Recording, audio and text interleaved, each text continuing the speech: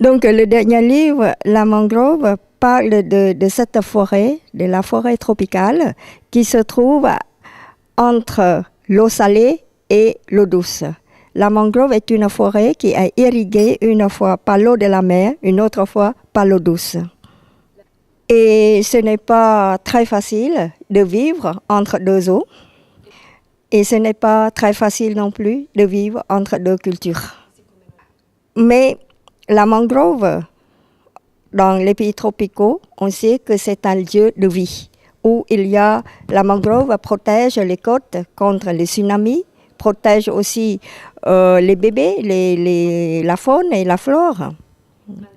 Et je pense que les gens qui ont deux cultures, qui sont entre deux cultures comme moi, nous sommes quelque part appelés à faire le pont entre la culture d'origine et la culture d'accueil.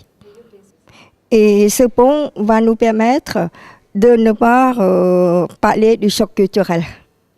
Donc la mangrove nous dit que la vie, elle est faite de mélange, la vie n'est pas pure, mais devant des conditions extrêmes, la vie trouve toujours des solutions.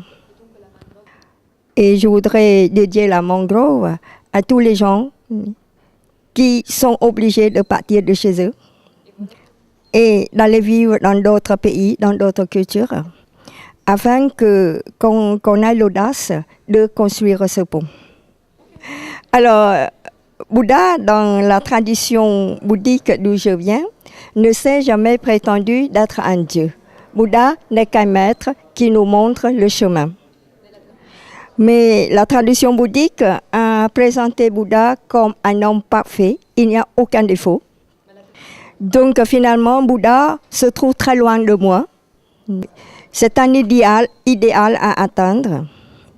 Je peux dire que Jésus de Nazareth est beaucoup plus humain, beaucoup plus près de moi, avec mes faiblesses, mes ruptures. Alors, si je peux dire que la foi chrétienne a amplifié en moi l'humanisme du bouddhisme.